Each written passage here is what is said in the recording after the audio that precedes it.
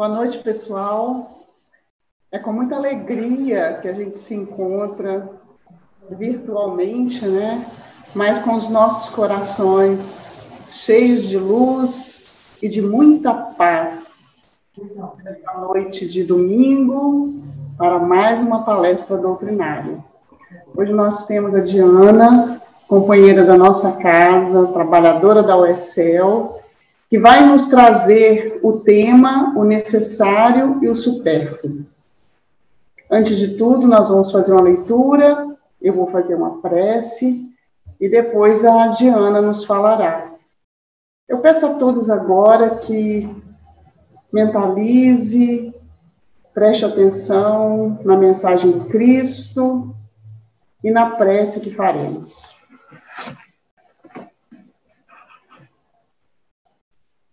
Do livro Fonte Viva, uma psicografia de Chico, o Espírito Emmanuel. A lição 38. Se soubéssemos. Pai, perdoa-lhes, porque não sabem o que fazem. É uma fala de Jesus, está em Lucas, capítulo 23, versículo 34.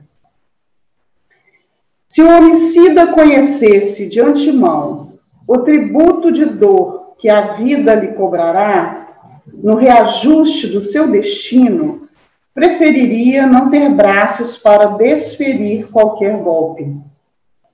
Se o caluniador pudesse eliminar a crosta de sombra que lhe enlouquece a visão, observando o sofrimento que o espera no acerto de contas com a verdade, paralisaria as cordas vocais ou imobilizaria a pena, a fim de não se confiar à acusação descabida.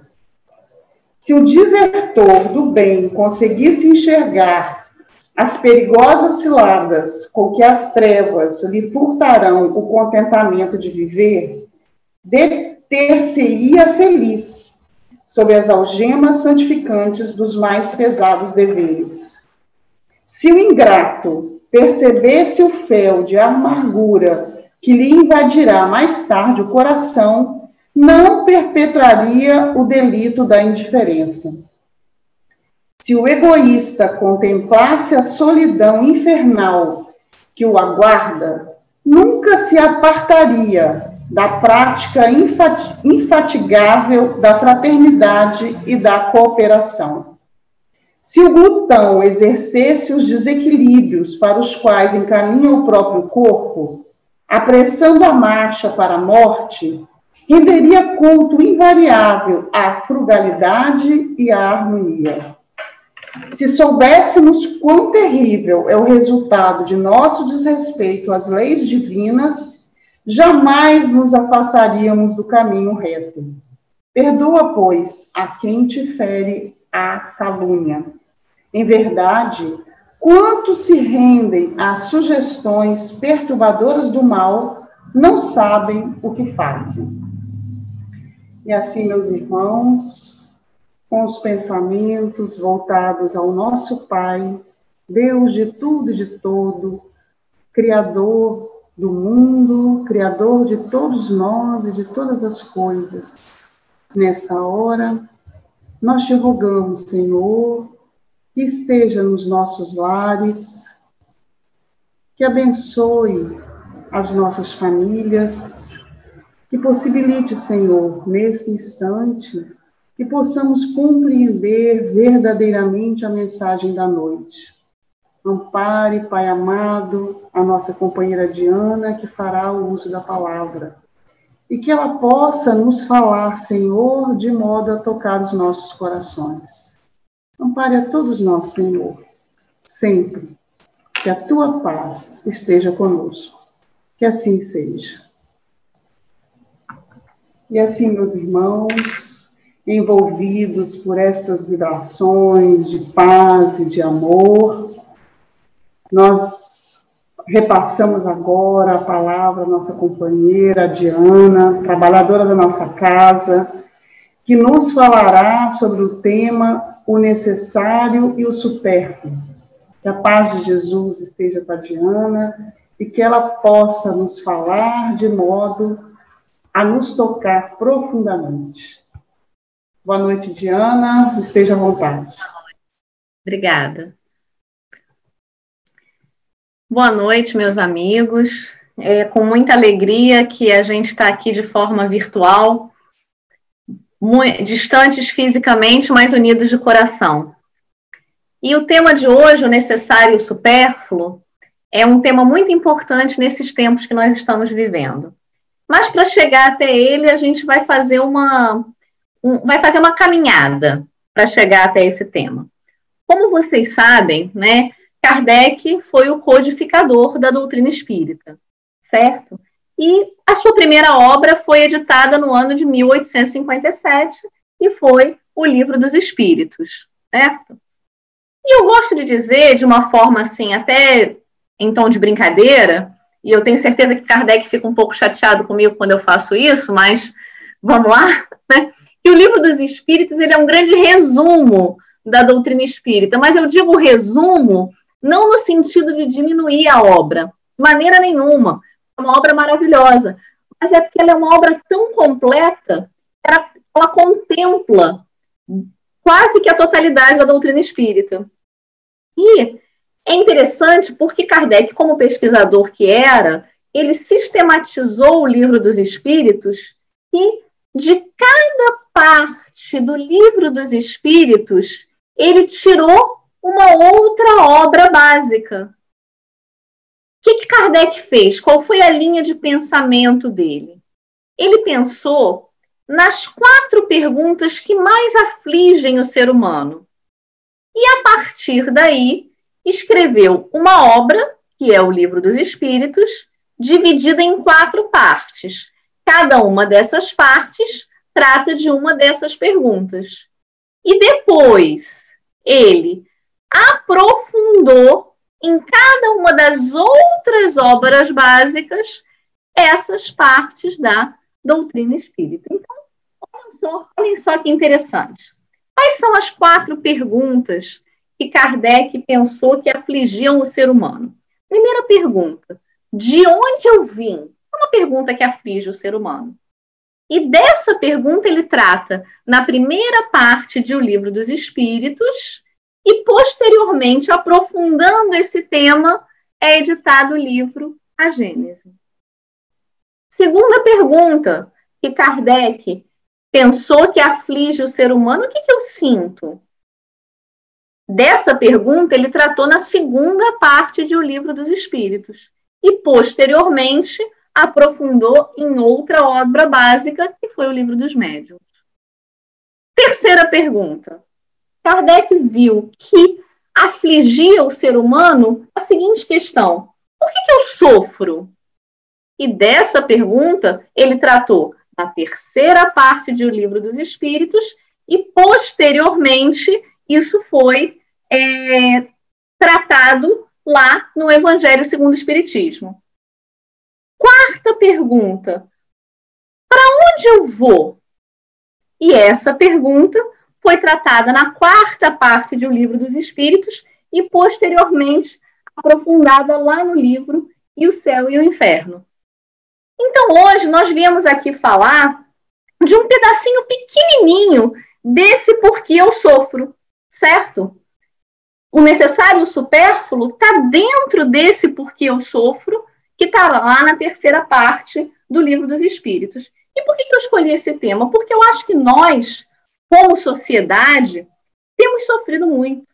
Gente, miséria, fome, guerra, drogas, olha só quanta coisa tem acontecido. E agora a gente está sendo atingido como sociedade mundial por uma pandemia. Percebam que eu não estou falando só do município de Vila Velha, que eu não estou falando só do estado do Espírito Santo, que eu não estou falando só do Brasil, eu não estou falando disso.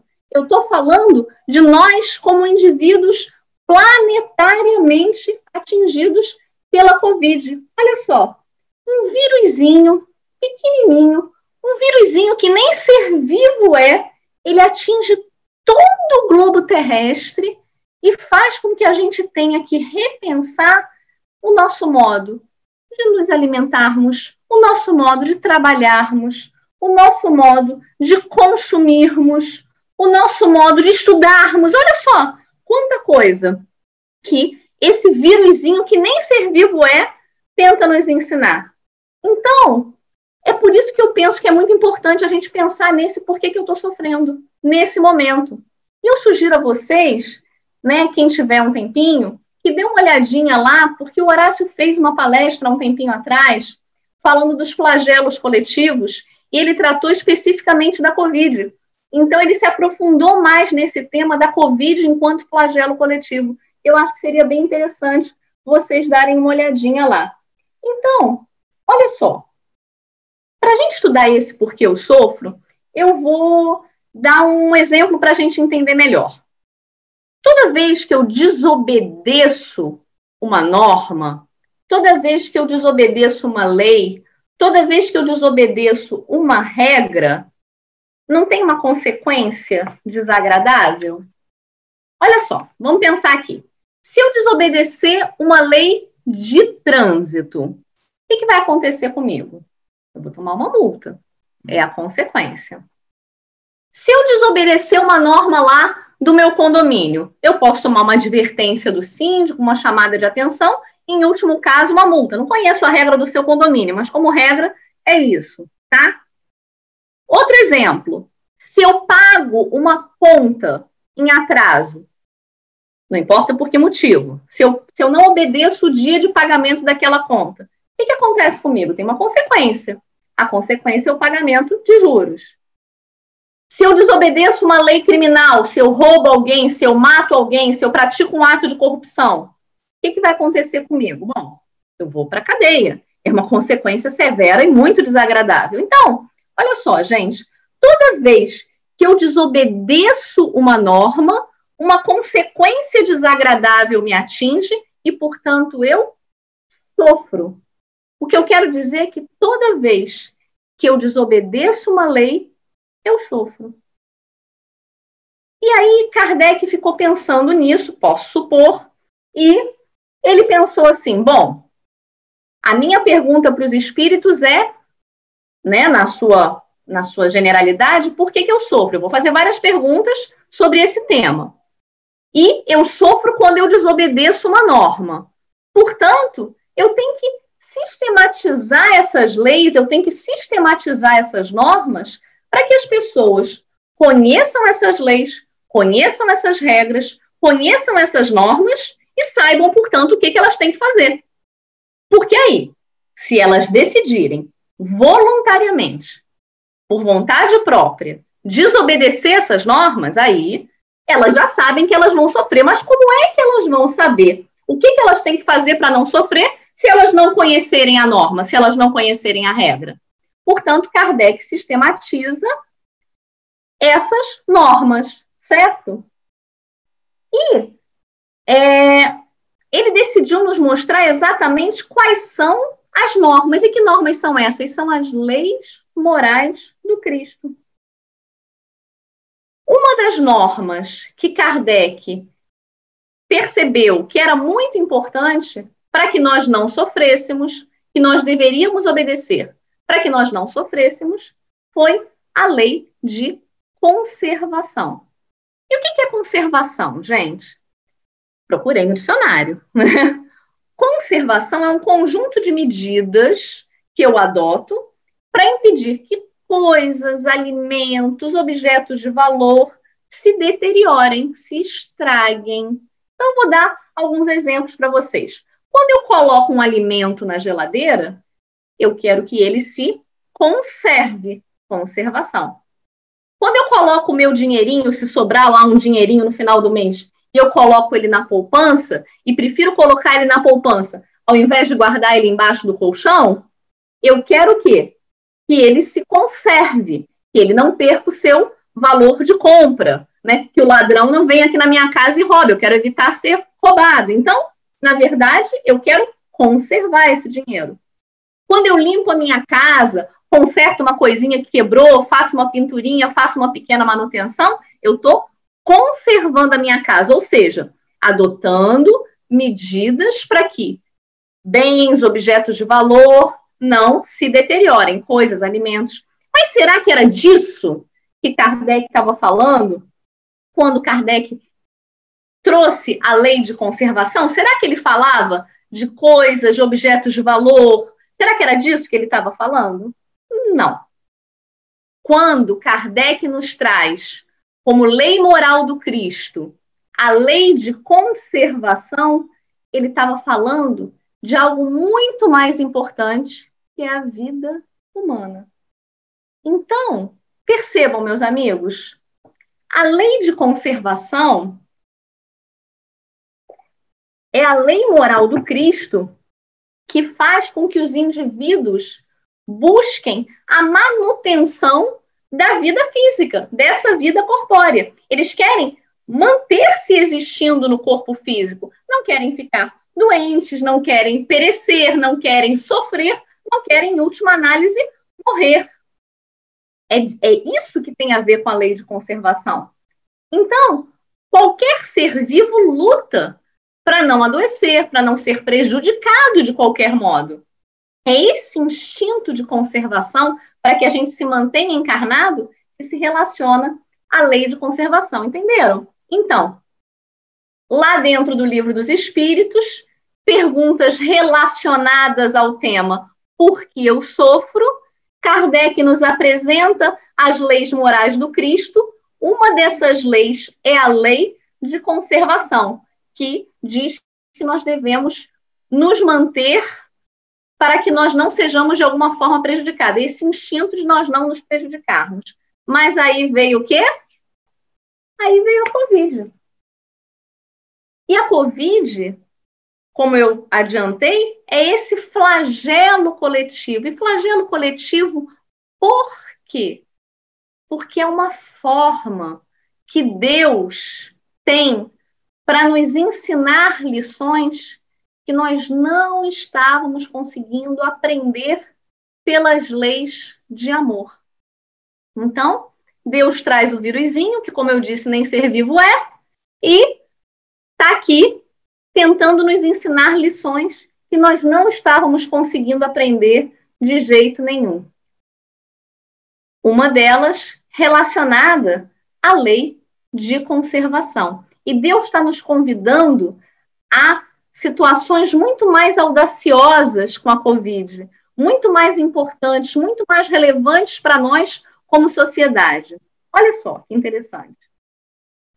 Uma das coisas, apenas uma das coisas, tá, meus amigos, que Deus quer nos ensinar com a Covid é que nós somos responsáveis por nos conservarmos, certo? Quando ele dá conhecimento aos cientistas, aos médicos, aos estadistas, para que eles nos orientem sobre as formas que nós temos de nos conservarmos, Deus quer nos ensinar que nós somos responsáveis pela nossa própria conservação, certo?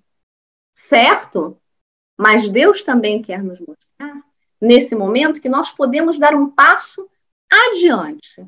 Deus quer nos mostrar que nós somos responsáveis também por conservar o nosso próximo. Que essa conservação não é só nossa nesse momento. Que a gente tem o dever de conservar ao nosso próximo. Eu não devo mais ficar apenas na minha esfera individual, mas eu devo também ver a minha responsabilidade na esfera do outro que está ao meu lado, do meu irmão, do meu cônjuge, dos meus filhos, dos meus parentes, dos meus colegas de trabalho, dos meus vizinhos, da sociedade como um todo. E vou usar um exemplo para explicar o que eu quero dizer com isso, com essa conservação que nós temos responsabilidade em relação ao outro. E vou exemplificar isso com o uso da nossa querida e abençoada e tão falada ultimamente, máscara. Certo?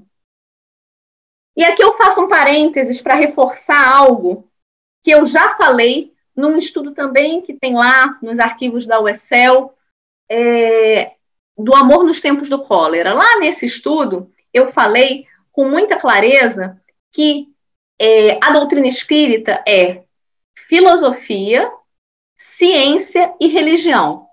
Se pensarmos na pirâmide, filosofia e ciência nas bases da pirâmide e religião no ápice, no vértice superior da pirâmide. Portanto, espírita que estuda a doutrina espírita tem a obrigação, vou falar de novo, a obrigação de seguir a ciência. Não é o que eu acho legal, o que eu acho que é importante, é a ciência.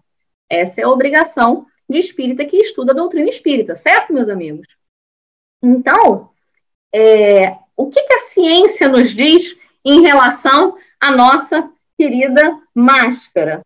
A ciência diz que a gente deve usar máscara para quê? Para não pegar Covid, certo?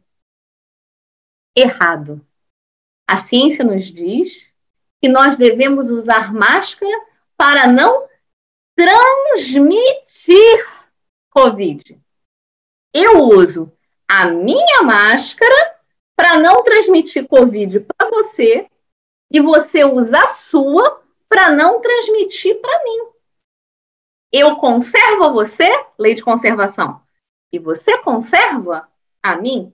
Olha a conservação sob o ponto de vista, saindo da minha esfera individual, do meu instinto de me conservar e passando para o aspecto coletivo. Olha como é que Deus é maravilhoso e quer nos ensinar um monte de coisa interessante. E aí, sabendo disso, né, estando ciente dessa importância aí da máscara, é que eu vi com muita tristeza essa semana, muita tristeza e muita preocupação, um vídeo que foi muito divulgado no YouTube, certamente vocês viram, se não viram, busquem lá que vocês vão encontrar, tá? De alguns jovens lá no Leblon, que para quem não sabe, é um bairro muito rico da zona sul do Rio de Janeiro. Jovens esses, se estavam num bairro rico, presume-se que são jovens que têm um certo nível socioeconômico, que são jovens esclarecidos, que são jovens que tiveram acesso a boas escolas, a bons cursos, então tem um nível intelecto, social, financeiro bastante razoável. Muita tristeza que eu vi alguns jovens lá no Leblon, quando a Prefeitura do Rio de Janeiro resolveu abrir os barzinhos e restaurantes dessa área, eles decidiram que iriam para o barzinho e restaurante, e um deles está fazendo uma filmagem do lugar bastante aglomerado, e ele fala assim: dane-se, não foi essa palavra que ele usou, vocês podem pensar numa palavra bem feia, que tem equivalência com a palavra dane-se, pensem aí, tá? Dane-se a máscara. Essa foi a frase desse jovem, bem educado, com um bom nível socioeconômico, com um bom nível intelecto-moral. Dane-se, que não foi dane-se, a máscara.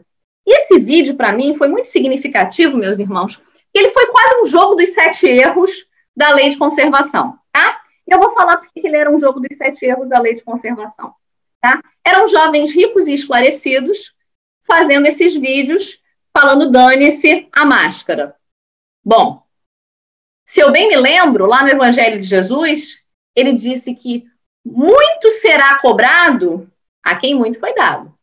Portanto, se ele deu oportunidade de educação, de nível intelecto social, financeiro a esses jovens, deles muito vai cobrar. Eles estavam todos aglomerados, quando a ciência diz que não devemos ficar aglomerados. Eles estavam num barzinho, tomando um chopinho, e eu não tenho nenhum problema com tomar o seu chopinho no barzinho, desde que não seja numa época de isolamento social. Porque vamos combinar que tomar chopinho no barzinho não é uma atividade essencial. Não é mesmo?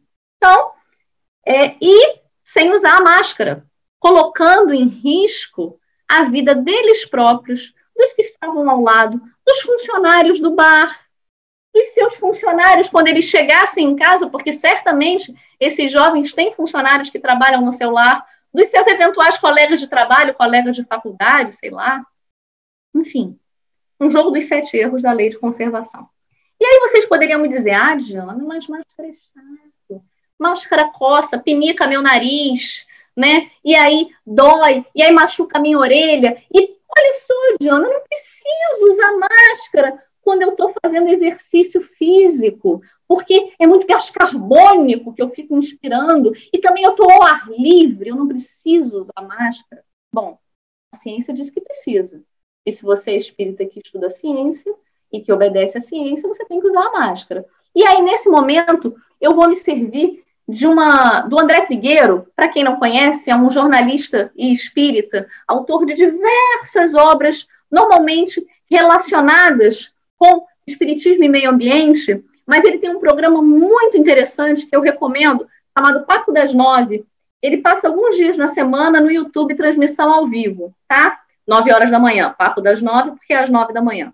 E o André Trigueiro, sobre a máscara, sobre essas reclamações que as pessoas costumam fazer, e eu vou me servir aqui da explicação dele, ele falou assim, realmente usar máscara, usar essa máscara tão simpática aqui, dos emojis que eu mandei fazer para mim, né?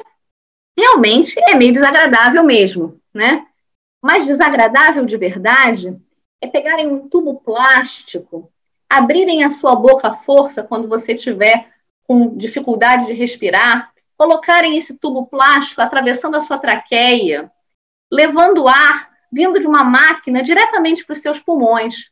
E aí eles vão ter que te sedar e vão ter que te colocar num CTI. E se você acordar depois, ainda encarnado, você vai estar lá sozinho, sem contato com seus parentes, sem contato com seus amigos. E se isso não acontecer com você, pode acontecer com a sua avó, com o seu avô, com o seu pai, com o seu irmão. Então, nesse contexto, usar a máscara, eu acho que já não ficou tão desagradável, né? Usa máscara, meu irmão. Usa máscara. Mas vamos lá. Já compreendemos que a lei de conservação é esse instinto que todos nós temos de nos preservarmos para que nós não adoeçamos, não nos prejudiquemos, não morramos. E já compreendemos que nós estamos sendo convidados pela Covid a dar um passo além, né? A ir além, a ir adiante. E conservarmos a nós próprios e aos nossos companheiros. Mas e o necessário e supérfluo, Diana? A palestra era sobre necessário e supérfluo.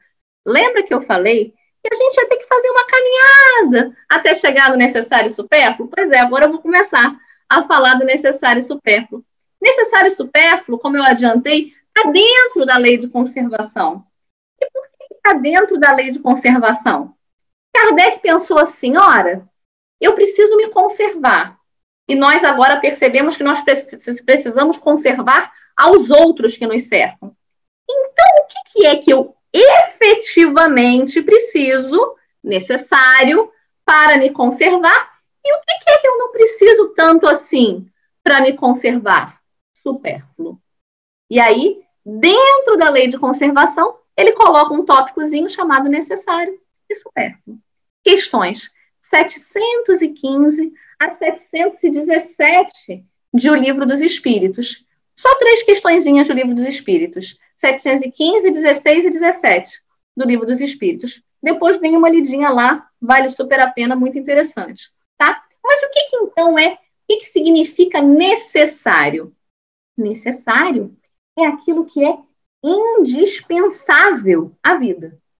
É aquilo que, se eu não tiver, eu morro. Eu não consigo me conservar. Ou então eu me conservo com extrema dificuldade. Então isso é necessário. Certo? Água, ar, alimento são os exemplos mais claros daquilo que é necessário. Se nós não tivermos água, ar, alimento, nós não conseguimos nos conservar e, portanto, nós perecemos, adoecemos, morremos. Certo? E o que é supérfluo? Bom, meus amigos, supérfluo são aquelas coisas que não são indispensáveis à nossa vida. São coisas das quais nós gostamos, com as quais nós nos acostumamos, mas que não são indispensáveis. E eu não estou falando aqui, meu irmão, eu quero que isso fique muito claro, eu não estou falando aqui que são pecado absoluto, que não pode, essa noção de pecado. Não, eu não estou dizendo isso. Eu quero só que você faça a diferenciação daquilo de que você necessita e aquilo que você apenas gosta ou se acostumou. É diferente. Não é que não pode, né? algumas dessas coisas, né? Não é que não possa, é porque você só gosta ou se acostumou com elas. E aí eu vou dar um exemplo meu. Coca-Cola. Zero, né? Porque é comum, engorda, aí não dá. Mas Coca-Cola zero. Amo. Amo Coca-Cola zero. Adoro, compro toda semana, não falta aqui em casa. É necessário ou é supérfluo? Supérfluo. É supérfluo. Água, como líquido, como eu disse anteriormente, é necessário. Coca-Cola zero é supérfluo. Ah, é pecado, então não posso mais tomar Coca zero. Não disse isso. Eu estou dizendo que não é necessário. Eu consigo fazer essa diferenciação do que é necessário, o que é supérfluo. Inclusive, se tiver algum médico aí me ouvindo, vai dizer que não só não é necessário, como se eu parasse de beber ia ser muito melhor para a minha saúde. Eu sei. Estamos trabalhando nisso. Vamos chegar lá no futuro próximo, né? Mas estamos trabalhando nisso. Então, é com o exemplo da Coca-Cola que eu quero refletir com vocês sobre a questão de número 716 de O Livro dos Espíritos, tá? Na questão de número 716, os Espíritos nos dizem coisas muito importantes. Eu vou ler a questão, vou ler a resposta, que é curtinha, e a gente vai destrinchar essa resposta, essa pergunta e essa resposta juntos, tá? Então, vou ler aqui pra gente. Mediante a organização que nos deu, não traçou a natureza o limite das nossas necessidades? Pergunta Kardec. Vou repetir a pergunta. Mediante a organização que nos deu, a natureza não traçou o limite das nossas necessidades? A natureza traçou o limite do que é necessário? Kardec pergunta. Os espíritos respondem. Sem dúvida. Mas o homem é insaciável. Por meio da organização que lhe deu, a natureza lhe traçou o limite das necessidades. Porém, os vícios lhe alteraram a constituição e lhe criaram necessidades que não são reais. Então, os espíritos dizem, sem dúvida, a natureza traçou o que é necessário, mas o homem é insaciável e, pelos seus vícios, ele começou a criar para si necessidades que não são reais. Mas eu vou fracionar, dividir essa resposta para a gente pensar juntos sobre ela, tá bom? Primeira coisa, o homem é insaciável. Quero falar dessa frase dos espíritos. O que é ser insaciável? O verbo saciar significa estar satisfeito. Quando eu como e digo assim, estou saciado, bastou. Eu não aguento mais, estou satisfeito. Quando eu digo que eu sou insaciável, é aquele que nunca está satisfeito com nada. Então, quando os espíritos dizem o homem é insaciável, os espíritos querem dizer que o homem nunca está satisfeito com o que tem. Certo? E aí eu vou dar alguns exemplos para vocês. Olha só, do nosso dia a dia. Mulheres, tadinhas, sempre eu pego no pé delas, e não é meu próprio, né? Se eu tenho um sapato preto, bom, eu preciso comprar uma bolsa preta. E como é que eu vou sair com um sapato preto se eu não tiver uma bolsa preta que combine? Aí eu compro o sapato, eu compro a bolsa, e depois eu penso assim, nossa, eu preciso de um cinto preto. Porque se eu tenho um sapato, se eu tenho uma bolsa, se eu precisar usar uma calça, eu vou precisar de um cinto preto. E aí, quando eu compro o sapato, eu compro a bolsa e eu compro o cinto, eu percebo que a fivela do cinto é dourada. Então, eu preciso comprar um brinco dourado para combinar com a fivela do cinto. Outro exemplo. Aí é que tem mais a ver com os meninos, tá? Se eu consigo um novo emprego, eu estava sem emprego nenhum. Aí eu consigo um novo emprego, eu fico satisfeita, eu fico feliz a beça. Aí daqui a alguns meses eu já começo a achar que aquele salário que eu estou ganhando não é suficiente. Eu não tinha salário nenhum.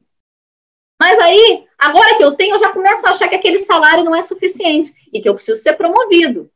Aí, se eu sou promovido, por exemplo, a supervisor da minha empresa, aí eu já começo a achar que eu preciso ser promovido a diretor, porque aquele salário já não é suficiente. E assim sucessivamente. E às vezes não é nem a questão financeira. É só para ter mais poder, mais influência. Isso também acontece muito. Então, Ser insaciável é nunca estar satisfeito. E eu me lembro de uma amiga muito querida, psicóloga espírita, que ela me contou uma vez que ela estava atendendo um paciente, e o paciente falou para ela assim: corri 10 quilômetros na esteira hoje. Aí ela falou assim: correu?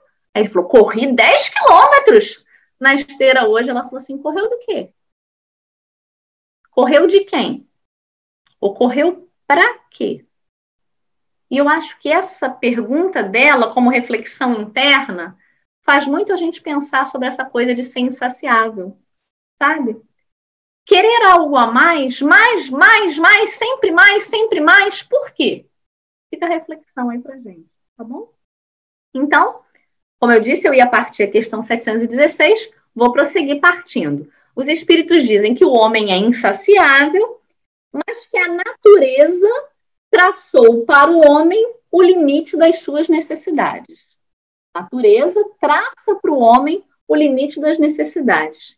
Gente, para mim é muito fácil perceber o que é necessário e o que é supérfluo. Para mim é muito fácil eu distinguir uma coisa da outra, né? E a natureza tem nos mostrado que ela está chegando no que se chama de capacidade de suporte. O que é a capacidade de suporte? É o limite que, a partir dali, não tem solução, não tem como repor o recurso natural, tá? Vou dar um exemplo para vocês. Eu estava na 5ª série, tem alguns anos, não vou falar quantos, mas tem alguns, tá? E eu ouvi uma palestra lá no meu colégio, vou falar só que foi na década de 90 do século passado. 30 anos, portanto. Falaram assim, tá acabando a água do planeta. E aí eu cheguei em casa empolgadíssima com isso, eu lembro bem desse dia. Tá acabando a água do planeta. E a gente continuou tomando banho de 40 minutos, fazendo a barba embaixo do banho. E fazendo massagem no cabelo embaixo do banho.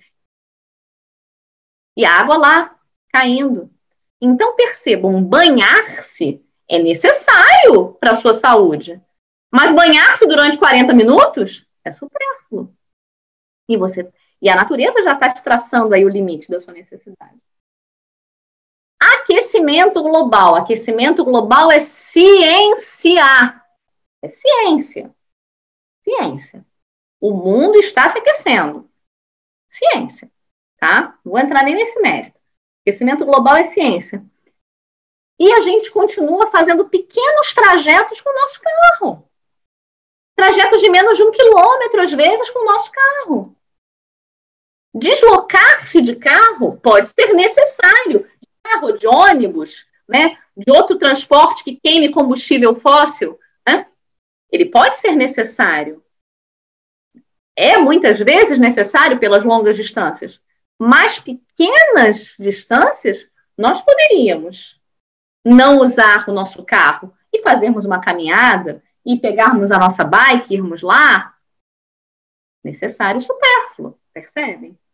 Então, é muito fácil a gente distinguir se a nossa necessidade é real ou se ela foi criada pela gente, tá? Então, fiquem atentos às suas necessidades. Se a sua necessidade ofende, agride a natureza, provavelmente ela não é uma necessidade. Presta bem atenção, tá bom? Vou continuar lá partindo da questão 716, tá? Falou que o homem era insaciável, mas que a natureza traça o limite do que é necessário, do que é supérfluo, porém, abro aspas, os vícios criam necessidades que não são reais. Então, vamos falar de necessidades que não são necessidades. Necessidades que, na verdade, são supérfluas, não são necessidades reais. E a Covid tem nos ensinado a revisitar as nossas necessidades. Gente, eu descobri tanta coisa. Desde março, dia 18 de março, que foi quando caiu a ficha da Covid para mim. Eu sei que ela já existe desde dezembro, mas a ficha da Covid para mim caiu no dia 18 de março. Então, 18 de março, estamos em 12 de julho, né? Março, abril, maio, junho, advogado fazendo conta é terrível. Quase 4 meses, né? Então, eu percebi tantas coisas que eu achava tão necessárias e que não são necessárias, tá? E eu tenho observado isso na minha vida e na vida dos outros também. E eu vou propor algumas perguntas, gente, e eu vou dar as respostas a que eu cheguei à conclusão. E aqui eu quero falar para vocês, quero que vocês vejam que eu estou falando com o meu coração aberto para vocês. Tá? Vou até chegar mais próximo, para vocês poderem olhar no meu olho. Essas são as minhas conclusões. Vocês não precisam concordar comigo. Eu não tenho a pretensão de ser dona da verdade. São apenas observações minhas. Eu estou aberta se vocês quiserem trocar ideia comigo, porque vai me enriquecer, com certeza, a opinião de vocês, tá? Então, eu não tenho aqui a pretensão de ser dona da verdade, porque eu acho que essas questões têm muitos e muitos e muitos aspectos, mas são coisas nas quais eu tenho pensado há 4 meses. Então, vamos trocar ideia. Então, eu vou trazer para vocês aqui as conclusões a que eu cheguei, com as quais você não precisa, meu irmão, necessariamente concordar, tá bom? E eu falo isso no dia de hoje, no dia 12 de julho, com muita calma, com muita parcimônia e também com muita preocupação a partir de notícias que têm sido veiculadas do dia 10 em diante. Eu ouvi a declaração do nosso governador a respeito de nós estarmos chegando na região metropolitana de Vitória a um platô, digamos assim, um momento em que os casos ficam estáveis. Eu não estou discutindo aqui, eu não sou médica, isso não faz parte do meu conhecimento científico para eu poder discutir se estamos ou não estamos, se tem teste suficiente para provar isso, eu não tenho como discutir isso, tá? E eu ouvi a declaração do governador, e também não vem ao caso se você ou eu concordamos ou não concordamos com ele, isso é um assunto de foro íntimo, cada um pensa como quer. Mas o que eu quero dizer é que as notícias que eu tenho ouvido, elas têm sido escritas ou têm sido, às vezes, compreendidas pelas pessoas, que é diferente de escrever, é a forma como você compreende, como liberou geral. Pronto! Estamos todos voltando ao normal. Não haverá mais aquele normal de antes. E eu acho muito interessante que as pessoas falam do novo normal como se todo mundo soubesse o que é o novo normal. E ninguém sabe, tá? Mas o que eu quero dizer é assim, não liberou geral, meu amigo. Lei de conservação, vamos nos conservar. Não liberou geral. Não está no momento. Não sabemos nem se esse momento chegará. E eu fiquei muito preocupada com isso, porque eu tive uma conversa, graças a Deus, ótima, com um amigo muito querido essa semana, e ele me fez 3 ponderações. Nós trocamos ideia mesmo, eu estou convidando vocês a isso, aqueles que queiram, de 3 coisas que afligiam a ele e que eu imagino que estejam afligindo as pessoas também. E ele me perguntou assim, mas Jana, a gente vai ficar, se chegamos num platô, vamos sair, ou a gente vai ficar assim em casa até ter uma vacina? Eu falei, não sei. Eu só sei que eu não sou médica, e a ciência diz que eu só posso começar a pensar em sair com segurança quando a curva estiver descendente e não num platô, então não sei se eu vou ficar assim até ter uma vacina. Não sei, meu irmão. Aí ele me falou assim, Diana, mas a economia não vai aguentar, vai ter uma quebradeira. Eu falei, meu irmão, só pode ter economia quando tem vida. Né? Uma coisa que antecede a economia é a vida. Aí ele falou assim, terceira coisa, mas a taxa de letalidade dessa doença é muito baixa, é de 8%. Eu fiz a matemática, que eu já falei para vocês que eu não sou muito boa nisso, né? Mas olha só, falei assim, fulano, não vou falar o nome dele aqui para preservar a intimidade dele, num país de 212 milhões de brasileiros, não me parece normal perdermos 16 milhões e 960 mil vidas humanas. 16 milhões e 960 mil. Se todo mundo se contaminar nessa ideia de liberou geral, tá? Então, enfim, voltando, né, lá na lei de conservação, o que eu quero compartilhar com vocês aqui agora são exemplos do que poderia ser necessário e o que poderia ser supérfluo a partir das minhas reflexões, tá, meus irmãos? E vamos trocar ideia, tá? Vamos trocar ideia. E eu quero fazer essa reflexão do necessário e supérfluo colocando uma pitadinha da solidariedade. A que nós espíritas, mais um ensinamento da Covid, tá? Estamos sendo convidados nesse momento. Solidariedade. Manicure. Em tempo de Covid, na manicure é necessário? Como regra quase que absoluta, não. Dá um jeitinho na tua unha em casa, né? Baixa um tutorial aí da internet, testa seus limites. Eu tenho feito isso. Vai ficar uma maravilha não, mas tem dado certo. Agora, se você, por exemplo, vou dar um exemplo, tá? É diabético e tem uma podóloga, uma manicure de confiança que cuida do seu pezinho, pô, não, aí é necessário, não é supérfluo. Então, vejam que tudo é muito relativo, tudo tem a ver com a relatividade, tá? Mas, se tiver na sua possibilidade, meus irmãos, não vá na manicure, mas pague pelo serviço da profissional ou do salão de beleza que te atende há tantos anos e que te atendeu no teu casamento, nos casamentos que você teve que ir, nas recepções, nos dias de trabalho, nos natais, nos réveillons. Paga para ela, paga para o salão, não sei como é que é a sua organização, se tiver nas suas possibilidades, né? E também cada um vai ter que analisar as suas possibilidades, tá? Outro exemplo. Shopping. E no shopping, em tempo de pandemia, é necessário? Como regra quase que absoluta, não. Normalmente, no shopping, a gente não resolve questões necessárias. A gente dá uma volta, a gente toma um sorvetinho, supérfluos, né? A gente vai num restaurante, a gente compra uma roupa. Coisas que a gente hoje pode resolver pela internet, por exemplo. Você pode fazer compras pela internet, se você quiser. Aí, essa ferramenta maravilhosa, né? Mas eu vou dar um exemplo aqui. Outro dia, acho que foi a Emília, não tenho certeza, a nossa companheira aqui da UESL. Ela falou que foi no shopping para consertar o óculos que tinha quebrado. Pô, necessário. Necessário. Não tinha como ela ficar sem óculos. Então, tudo é relativo, tá?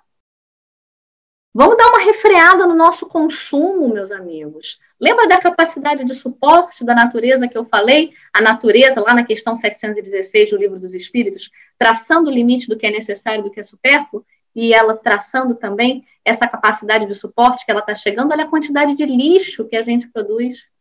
Toda vez que você compra uma coisa que você não precisa, você faz com que a indústria produza outra coisa para colocar no lugar daquela que você comprou, certo?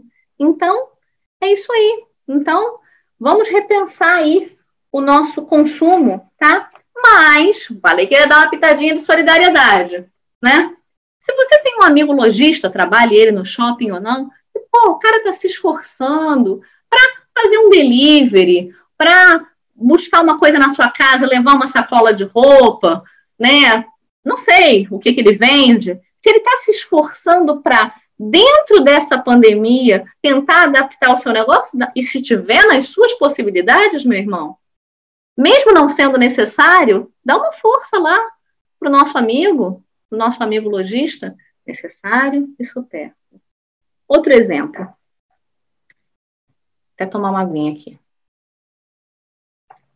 Ir à academia em tempos de Covid. É necessário? Como regra, quase que absoluta, não. Nós precisamos manter o nosso corpo físico? Sim, isso é necessário. Temos que fazer exercício, nos alimentarmos bem? Sim, isso é necessário. Manutenção do corpo físico. Baixa um vídeo no YouTube. Tanto exercício que dá para fazer em casa. Compra pela internet, se tiver nas suas possibilidades, claro. Uma bike ergométrica. Bota aí na tua varanda, no teu quarto, na tua área de serviço. E faz aí a sua bike, né? Você mantém o seu corpo físico assim, né? Isso aí. Vai dar uma caminhada na praia, usando a máscara, por favor, né? Não necessariamente você precisa ir para a academia. Agora, por exemplo, você está fazendo um tratamento fisioterápico porque você sofreu um acidente, tem uma dificuldade de locomoção e é dentro da academia e teve privado desse tratamento durante esse tempo todo. Aí é diferente, é necessário. Vou mostrando a relatividade das coisas, tá? Mas, pitadinha de solidariedade. Se tiver nas suas possibilidades, meu amigo, e já estava nas suas despesas, pagar a academia, mantenha o pagamento da academia. Ajuda lá o professor, né, o personal trainer, não sei se você tem o professor, o personal trainer. Se tiver nas suas possibilidades, mantenha o pagamento, a pitadinha de solidariedade, fazendo com que a gente se preserve e preserve o outro também. Outro exemplo. Em tempo de Covid, ir no restaurante é necessário? como regra quase que absoluta, não. A não ser que você seja um profissional que esteja na rua, que não possa não estar na rua, e precisa comer em algum lugar, não tem como levar a sua marmita, aí, nesse caso, ir no restaurante é necessário. Mas ir no restaurante para passear não é necessário.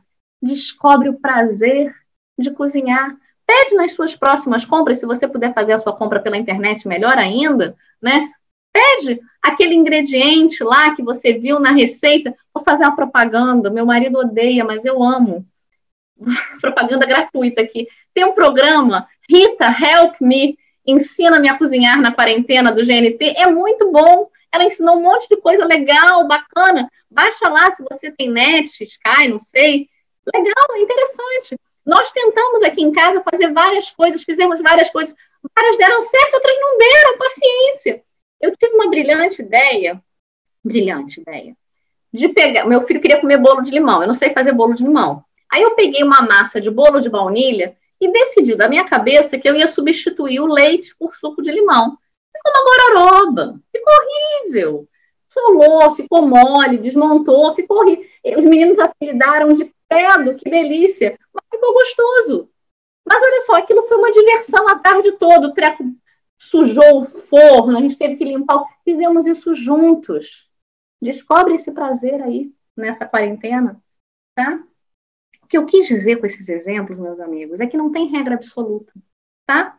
E que você está sendo convidado, além de se conservar a si próprio, além de conservar o seu irmão, né? Repensar o seu estilo de vida, certo? Para distinguir o que é necessário do que é supérfluo.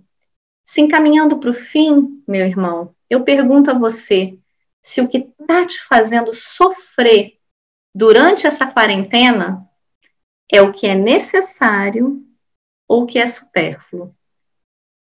Se você está com necessidade financeira, né, faltando alimento na sua casa, vamos lá, entre em contato com a nossa assistência social, não sei, a gente pode tentar pensar em alguma coisa junto, jogando aquela pitadinha de solidariedade, né? Mas se o que está te fazendo sofrer com nossa assistência espiritual, nosso atendimento fraterno, né? Mas se o que está te fazendo sofrer é o supérfluo, aproveita essa oportunidade que Deus está te dando com a pandemia e abandona o supérfluo. Abandona o supérfluo sem medo de ser feliz. Abandona, tá? Porque aí você vai ver como essa vida você vai viver em paz, tá? Que se o que te apraz, o que te agrada, se o que te apraz não te traz paz, então deixe para trás. Uma boa noite, muito obrigada pela paciência, pela generosidade e pelo carinho que eu sinto por esse computador vindo de vocês.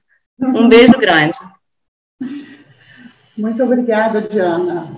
Infelizmente, Diana, a gente não conseguiu ouvir a música. A gente percebia, né? A gente teve a visualização, mas o som não saiu. Aí eu até sugiro que você coloque lá no grupo da USL para a gente escutar depois, né? Eu mando. Tá bom. Então fica aí, pessoal. A Diana vai colocar para a gente lá, para a gente escutar a musiquinha. Muito bem, caminhando então para a final, a gente tem dois recados. Primeiro é o Evangelho no Lar, que está sendo promovido pela nossa casa. A nossa casa está tendo várias famílias que estão recebendo, durante seus Evangelhos no Lar, outras pessoas que têm interesse em fazer o Evangelho. E toda a relação de horários disponível vai estar lá, está no site da USL, usl.org.br. Então, se você tiver interesse em participar, em fazer o culto do Evangelho no Lar, lá no site da nossa casa tem uma relação de horários. Você pode entrar e se inscrever, ok? O segundo aviso é que foi iniciado um novo grupo de ESD, né, Estudo Sistematizado da Doutrina Espírita, totalmente virtual. Quem está coordenando é o Hernandes Acialminha, Ele está sendo feito aos sábados, às 18h15. E você pode fazer a sua inscrição através do canal do Instagram da UESEL, né? Lá tem todas as atividades, inclusive o link para a inscrição no ESIEG, que está sendo feito está sendo coordenado pelo Hernandes e pela Selma. Fica aí o convite. A gente vai encerrar essa noite de estudos, agradecendo muito a Diana. É muita alegria ter você aqui com a gente, Diana. Muito bom estar com você no domingo, né? Relembrando aquelas palestras todas que você fez na nossa casa. É com muito carinho que a gente se despede, tá? E a gente agora solicita que nós possamos fechar os nossos olhos, trazer à mente a imagem do Cristo, rogando a Ele que esteja conosco neste momento, que Ele possa, Senhor, estar conosco, e que nós possamos, acima de tudo, perceber tudo que foi dito aqui nessa noite, que possamos ter força e coragem para resistir ao supérfluo nesse momento, que não é o caminho mais adequado. Agradeço, Senhor, esta noite em que mesmo virtualmente nossas famílias se reuniram. A família UESEL pôde estar durante esta hora juntas em sentimentos e boas vibrações. Rogamos também, Senhor, que ampare a todos os nossos irmãos que se encontram em dificuldades, hospitalizados, aqueles que estão em seus lares, muitos, Senhor, passando por aflições, pois o momento é muito grave, mas temos a convicção que nada acontece onde não seja a hora. Temos a convicção, Senhor, do Teu amparo, temos a convicção de que estamos no momento em que é necessário. Então, Senhor, agradecemos acima de tudo a Tua presença. Que a Tua paz, Senhor, esteja com cada um de nós. Que a Tua paz ilumine todos os lados. Que assim seja. E assim, meus irmãos, a gente agradece. Fiquem bem e até a próxima quarta, na próxima palestra. Um grande abraço a todos.